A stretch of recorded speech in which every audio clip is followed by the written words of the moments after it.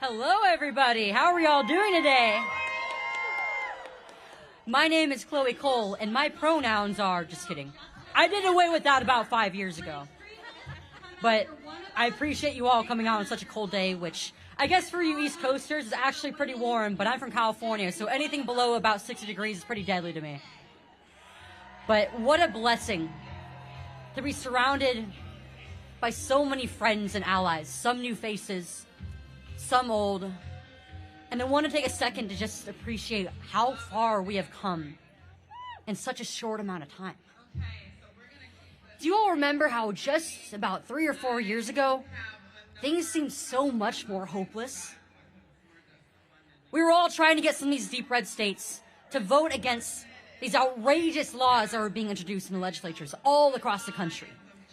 Bills that allowed transitioning without parents' knowledge, trans identification at school, leading to girls' spaces being invaded, even bills that could take custody of children just because the parents said no to their kid being lied to. But today, we are standing in front of the highest court of the land with the leaders of many of those same states who now know the truth about the lie that calls itself transgenderism. And today, these justices are not just hearing arguments about policy. They're being asked to rule on something that is even more fundamental: basic biological reality between the two sexes. These 9 justices are all that stands in the gap. And here's the truth that I want to start with, because this is what ties all this together. When biological reality is forsaken, it not only allows harm towards vulnerable children, but collateral damage to the rights of a whole sex, to privacy, safety, and a level playing field in sports as well. That is why every single one of us are here. I was never an athlete. I never played any sports. But I was once a part of the transgender community. I became an apostate. And because of that, I have seen the lies and the manipulation firsthand. I'm immune to the propaganda, but I have witnessed how this ideology in this community operates from the inside. I know what demands it makes of people. My 12-year-old self was misguided into thinking that I was born in the wrong body. And the doctors who my family once entrusted with my life, rather than challenging me, rather than helping me, they affirmed my childish misgivings about who I was. And that led me into a lifelong bodily harm before I was even old enough to drive a car. It has become clear now that everything the left has called medical transgenderism, compassion, loving, scientific, it's all a complete lie.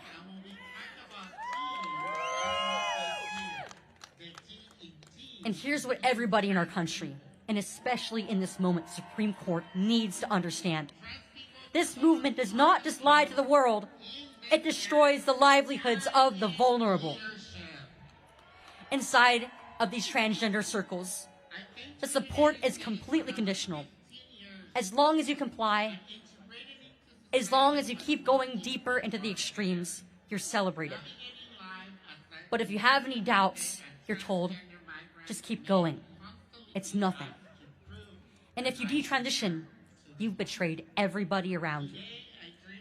If you're in pain, it's treated like proof that you need more of the same. And if you try to step back, if you question, if you even say, I was wrong, this is not the way, you learn fast just what happens to those who question the narrative. And you are quickly ousted. But they don't just do that to people on the inside. That is what they demand of everybody around them. Because once you're trained to deny reality about your own body, you learn that you should demand the same of everybody else. And that's why this fight does not just stop with bans. It does not just stop at the doctor's office. It moves into the spaces that we women once fought hard for just decades ago. Locker rooms, showers, overnight trips, prison units, domestic violence shelters, and yes, the arena where girls learn discipline, courage, teamwork, and excellence. Women's sports.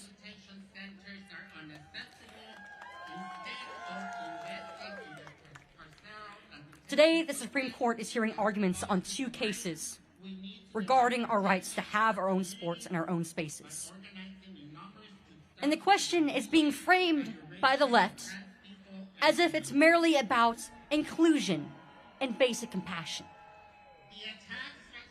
But inclusion requires real, actual girls, not men who are pretending to give up, to surrender to men. That is not inclusion, it is exclusion.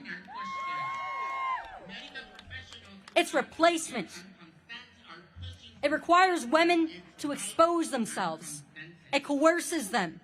It requires the law to pretend that sex is just a costume and not reality. It's a state-mandated lie, and quite frankly, it is degrading to 50% of the population. And I know exactly what that lie, what that degradation costs, because I am still paying for it years afterward.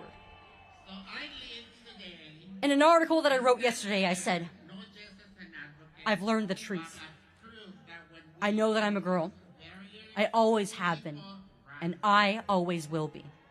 I have the scars to prove it. And I'm going to say something else just as plainly.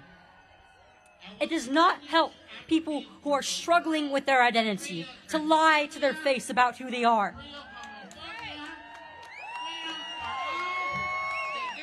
It doesn't protect the vulnerable by rewriting language so that predators and opportunists get to take cover over women. It does not protect women to leave the door open and hope that everybody who enters is going to behave. Boundaries exist for a reason. They are not hatred. They are not bigotry.